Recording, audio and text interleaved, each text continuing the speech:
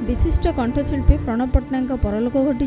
शुक्रवार 88 वर्ष बयस भुवनेश्वर स्थित एक घरोई हस्पिटाल चिकित्साधीन अवस्था से शेष निश्वास त्याग कर 1938 मसीह जनवरी 20 जन्मग्रहण करथिबा प्रणव पट्टनायक 1958 माँ चलचित्र निजर संगीत यात्रा आरंभ करथिले। 5 दशंधि अधिक समय धरी से ओडिया संगीत और चलचित्र जगत को निज सुमधुर कंठरे समृद्ध करथिले।